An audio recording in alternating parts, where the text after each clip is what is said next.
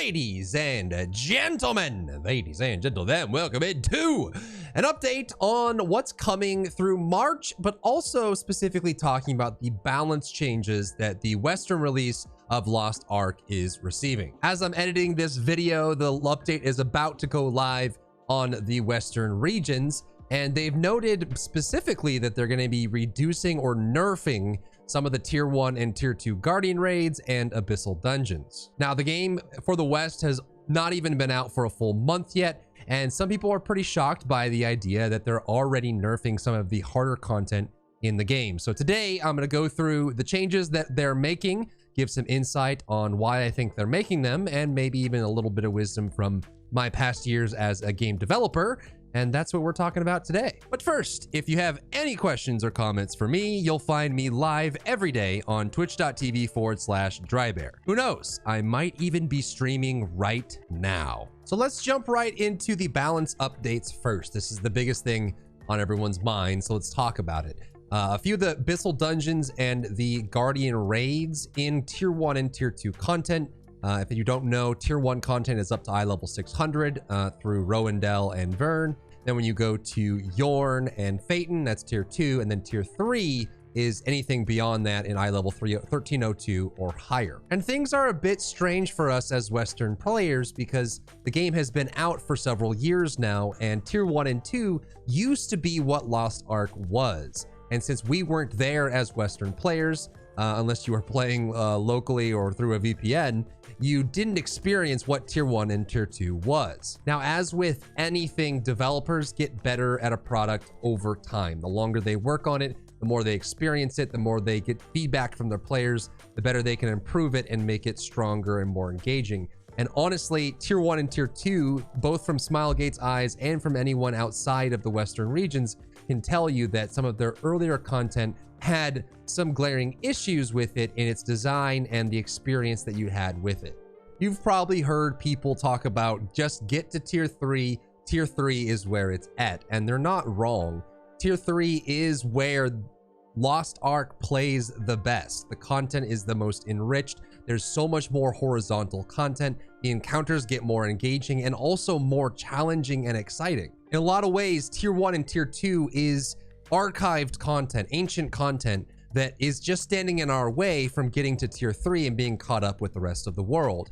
And so when players are coming in for the first time with fresh eyes, bright-eyed and bushy-tailed, and they start running into these very high difficulty walls, which are meant to teach you the mechanics of the game, but also were meant to be challenging for people that originally only had tier 1 or tier 2 content. There was no new and improved end game that they were working towards, so they were just spending all of their time doing their dailies, clearing tier 1 and tier 2 guardian raids and abyssal dungeons. And if you watch any of the interviews that Smilegate has done on the topic, they mentioned specifically that they have had very serious increases in player retention, which is how long people stay in the game after they play or start to play for the first time, as well as higher levels of engagement, which means that they're staying in the game and they're engaging with the content more often once they started revamping their style of content for tier 3. So if you're wondering why they're deciding to, several weeks after launch, take a nerf bat to some of the encounters inside of tier 1 and tier 2, my gut tells me is that they just generally want you to get out of tier 1 and tier 2. While it would be great to leave you there and leave it as hard as it has been and let people kind of work their way through it, their concern is that there are going to be some players that get stuck in tier 1 and tier 2. They can't find, maybe they're solo players and they don't have a group. And so they can't find a group. They're matchmaking. Everyone's struggling with the mechanics. They can't get through it. And ultimately those players leave the game because they just don't find it fun anymore, but they never actually made it to the current content in tier 3. It's like going to a Mexican restaurant, getting chips and salsa, and then eating only that and leaving before you make any orders. The chefs don't get a chance to show you what they're capable of because you only stopped at the free chips and salsa that you got at the beginning. So with that out of the way, let's go through the exact changes they're making to each encounter. In tier 1, Necromancer's Origin, they're going to improve the player forgiveness during the orb phase when trying to defeat Sigmund, during stage 2 of Necromancer Origin. This is the last boss in Ancient Elveria specifically, but also Necromancer's Origin, where you have to discern what the shockwave color is and then cleanse the correct orb.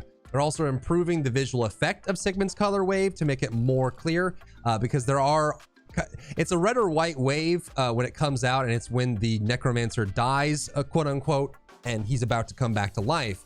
So it can be kind of confusing because it's in a snowy area where the ground is white. There's also passive red effects going on all over the place, and you have to pay close attention to this one-time shockwave that comes out and know whether it's red or white. So they're improving the visual effect of it, and they're also giving some more forgiveness, which means that if there's 1 or 2 people in your party, I'm guessing that if they get the wrong color orb, it's not going to shoot his health bar up as much, which means you can eventually kill him even if there are mistakes along the way. In Hall of the Twisted Warlord, this is the Abrelshud very first encounter, you know, the Rohendel questline dungeon turned into an Abyss dungeon, the Phantom Palace. They made it a change to the Phantom Legion King. Hall of the Twisted Warlord is the first raid, first Abyss dungeon you run into, and there is a group-wide wipe mechanic where if anyone gets hit by an illusionary sword when they have the debuff on them, it will instantly kill everyone in the group. And even with a group of experienced players, it's still sometimes easy to just get caught with a debuff, or 2 people go at the same time, so there's a debuff applied and everyone dies, and it can actually be a pretty punishing mechanic. So they've updated it so that the swords that follow the players, if a player receives 2 stacks of the debuff, they will incur damage, and upon reaching 3 stacks, they will die. So this kind of trivializes the content, or at least makes it significantly easier. It means that, you know, 1 or 2 people that the focus then is to get the debuffs off and then go get the stagger check passed in the middle when you have to stagger him to stop him from doing his raid-wide wipe. So they're basically just removing a raid-wide wipe that precedes a raid-wide wipe on the stagger. Now, it's a super cool encounter. It's very fun, but again, this is really old tier 1 content. So they're making sure that they remove some of the gates that prevent people from getting through it. In Hildebrand Palace, we actually fight Abrelshud. They decrease the amount of damage required for the stagger phase when Efernia appears in stage 3 of Hildebrand Palace. This can sometimes be tough for people to hit, especially if they have a group that doesn't have a lot of stagger damage. Stagger damage is pretty easily thought of as just dealing kind of knockover damage. And the big heavy classes like Gunlancer, Scrapper, Berserker have tons of stagger in their kit. But if you have a group where there's, you know, maybe they didn't pick as many stagger abilities, or they're a class that doesn't have naturally a lot of stagger, it can be tough to break this stagger phase. So they're reducing the amount of stagger required to break through that.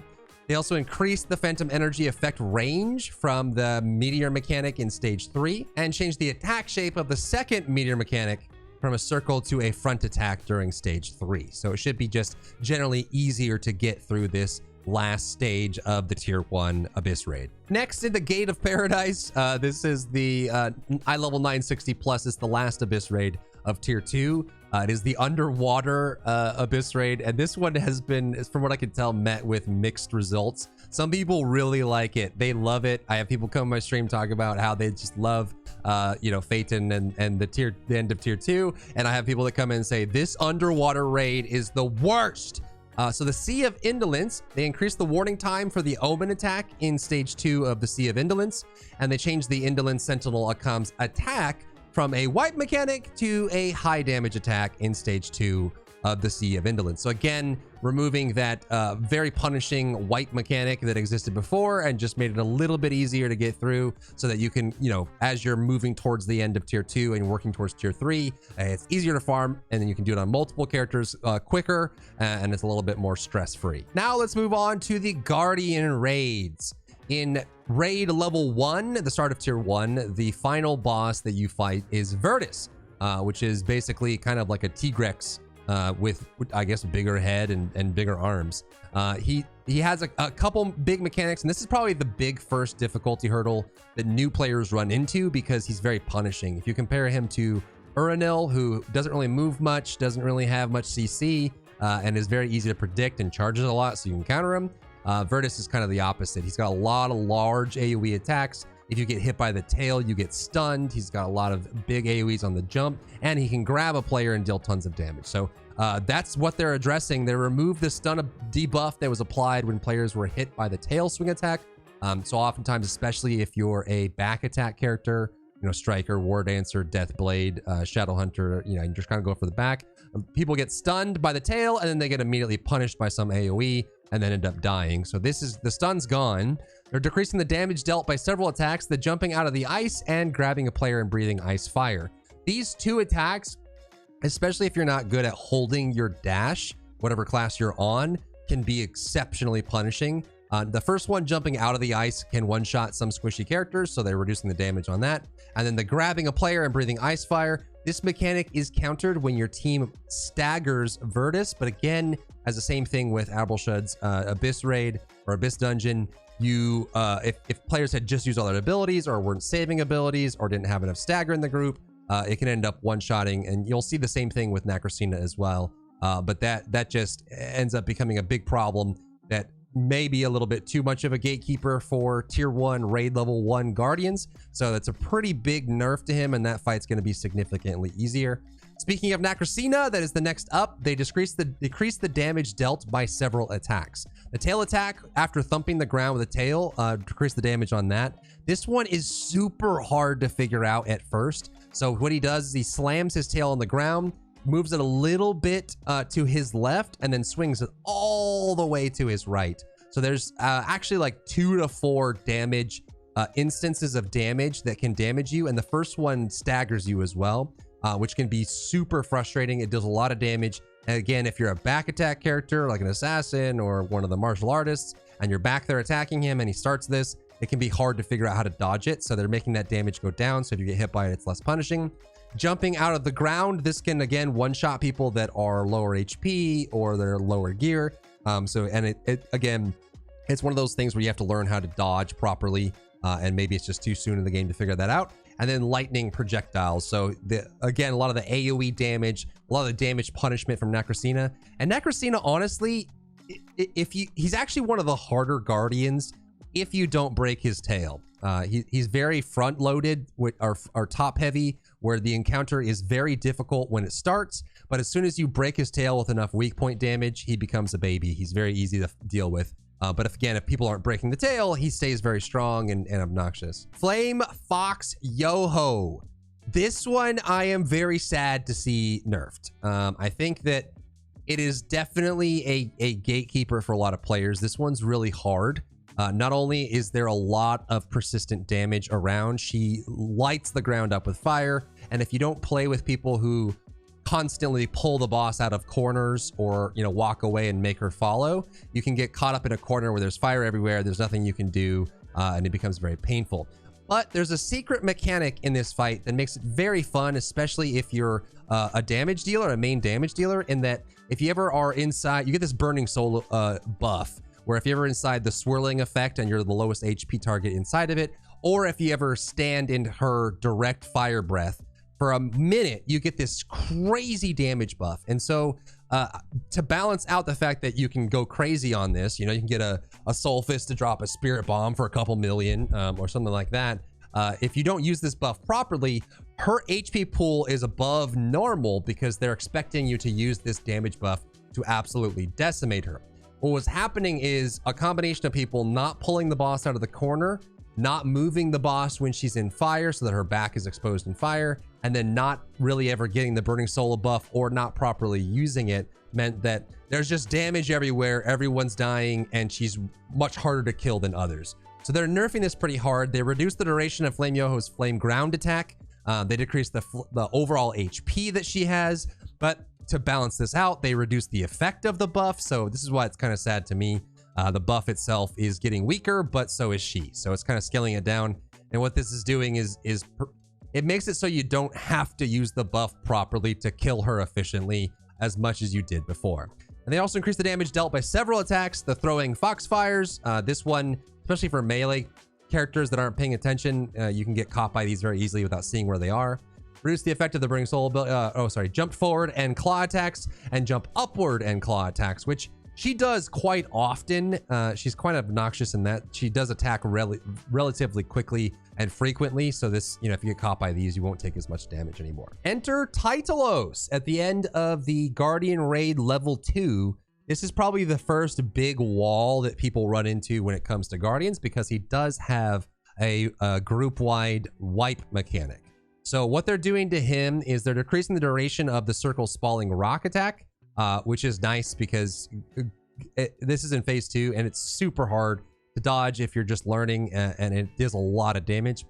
They changed Titalos' attack that collects sand energy and explodes from a wipe mechanic to a high damage attack. So again, this is the mechanic that he'll spawn whirlwinds, then he'll slam the ground and create cracks, and then 3 attacks after he does the crack attack, he will then do a raid-wide wipe.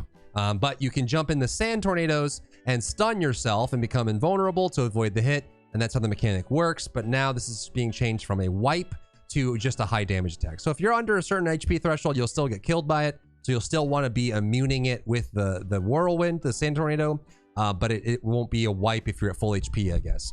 And then decrease the damage dealt by Titalos' earth explosion attacks. These are pretty big, and if you're not good at positioning yet, they can be very punishing. So, you know, another wipe mechanic being reduced and nerfed there. Akates is the winged lion, and this one is also very hated by people in the West. I like the fight, but the modified Guardian Akates summons statue pattern to always summon 4 Guardian statues.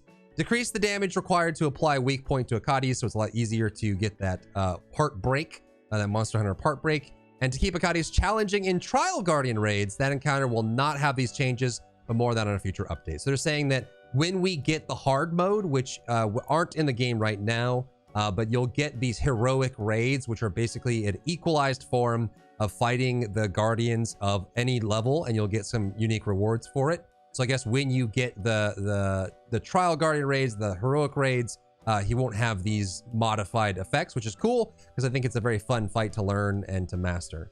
Lava Chromanium, Big Turtle version 2.0. They decrease the damage dealt by the lava eruption attack used by Lava Chromanium when becoming berserk.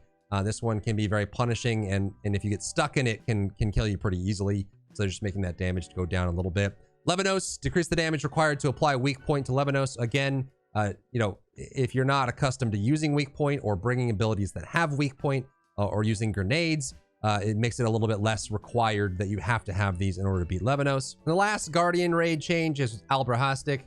Reduce Albrahastic's beneficial effect that was granted when obtaining the Heat Orb, and change the wipe mechanic to a high damage attack. So again, this is towards the end of tier 2. You just won't have to worry about this as much. And the wipe mechanic gets reduced down to a high damage attack. Also in the patch, we're getting some general bug fixes and update issues. They've mentioned that they've made some changes that hopefully address the matchmaking issues that are pretty predominant in the Western European release. Issues where you just can't matchmake, you can't get in, or you get stuck in queue, or it takes too long to get in. They've launched some fixes in this patch that hopefully address that in a really positive way, and bring fixes to people that desperately want them. And lastly, we've got a bit of a tease for what I'm assuming is going to be in a couple weeks. This is the Abyss raid, the first Abyss raid that we're going to get in the Western release, Argos. So in other regions, this is eye level 1370. So you need to be in tier 3. You need to get past 1302 and then work your way up to 1370. And you need to be 1370 to enter it. But I'm curious if they're going to keep that as the requirement that you need for Argos, because right now, most people, especially if they, they're not giant whales that are spending lots of money, they're anywhere from 1330 to 1350. So getting to 1370 as it stands right now does require a lot of effort and sometimes some investment. Now, granted, if it does come at the end of March and we have 3-4 weeks to build there, maybe people start lining up for it and we get it in time. But this is your first 8-man Abyss raid, and things just get better from here, folks. So if you can make it to tier 3 and work your way up to Argos, if this is anything like the other regions that we've seen, we're going to be getting new raids like every month. So the content's just going to start slamming us in the face. So if you're not at tier 3 yet, don't sweat it. Don't feel the rush. But if you're someone who likes to be on the cutting edge, make sure that you're getting toward your. There's now a reason to push high eye level in tier 3, as Argos will be coming, and they've mentioned that the other raids are going to be following after as well. And that does it for this update. I know this is kind of polarizing, the changes they're making with the nerfs in tier 1 and tier 2. But again, I'm just going to restate what you're hearing a lot from some of the veteran players. Just get to tier 3. That's where the fun is. That's where the good stuff is. That's where the never-ending waterfall of content is.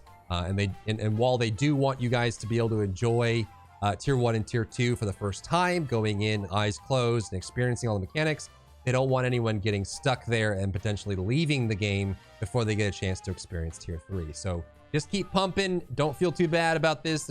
It's not like a diet version. They're just making sure that the mass amount of players that have come through are going to make it to where the game gets good. If you enjoyed yourself today, leave a like down below. You can support me and my work on Patreon and view Patreon exclusive content, link in the description. Thank you so much for tuning in, and I'll see you in the next one.